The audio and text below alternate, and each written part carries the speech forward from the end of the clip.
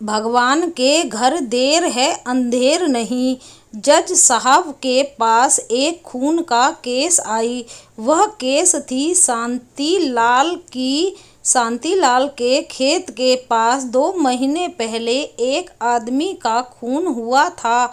अब वह किसने किया, इसकी छानबीन पुलिस करने लगी और अंत में शांतिलाल को ही पुलिस खून का जिम्मेदार ठहराने लगी और उसको आरोपी बनाकर पुलिस ने जज साहब के सामने खड़ा कर दिया। शांतिलाल बहुत ही नेक और सज्जन आदमी था, यह बात सारा गांव जानता था। इतना ही नहीं, खुद जज साहब भी उसको जानते थे कि वह सज्जन आदमी है। शांतिलाल रोज अपनी खेत से ताजी सब्जी बेचने शहर आता था और जज साहब के घर भी दे जाता था, इसलिए जज साहब उसे अच्छे से जानते पहचानते थे। मगर क्या करें, सारे सबूत उसके खिलाफ थे। इच्छा न होते हुए भी उसको सबूतों के आधार पर जज साहब को उसे सजा सुनानी पड़ी। जज साहब उस दिन कोर्ट का काम जल्दी से निपटाकर घर आ गए। उनको अजीब सी बेचैनी हो रही थी। रात उन्हें नींद भी नहीं आ रही थी। रात में उनको जागते देख उनकी पत्नी बोली, क्या हुआ, सोए नहीं अब तक, इतनी रात हो गई, आप जाग क्यों रहे। जज साहब ने उनकी पत्नी से कहा, आज मेरे हाथों से अपराध हो गया है। भाग्यवान एक सज्जन आदमी को मेरे हाथों सजा हो गई है, ये जानते हुए भी कि वह बेकसूर है, निर्दोष है, पर मैं क्या करता, सारे सबूत उसके विरुद्ध थे, मैं कुछ न कर सका, मैं उसका अपराधी हूँ। जज साहब की पत्नी ने कहा, आप सुबह जेल जाकर उसे मिल आना, अपना मन हल्का हो जाएगा।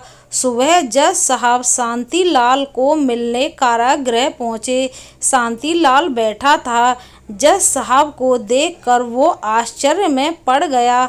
शांतिलाल ने कारागृह के अंदर से ही जज साहब को प्रणाम किया। जज साहब बोले, शांतिलाल, मैं तुम्हारा अपराधी हूँ।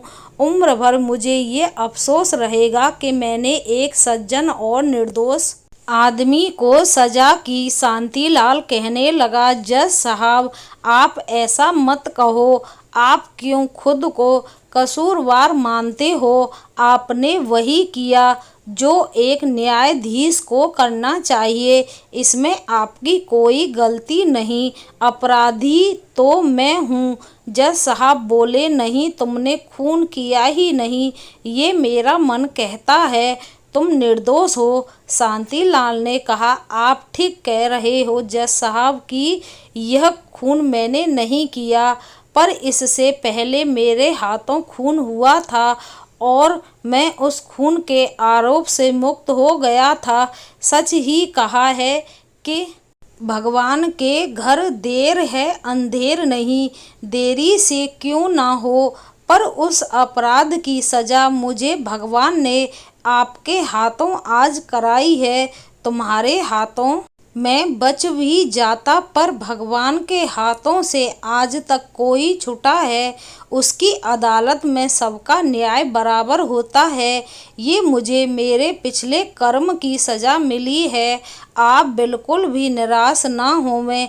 जज साहब और शांतिलाल दोनों की आंखें भर आईं और वो एक दूसरे की ओर देखते रहे। दोस्तों, यह वीडियो आपको पसंद आई हो तो प्लीज़ लाइक, शेयर, कमेंट करना। धन्यवाद।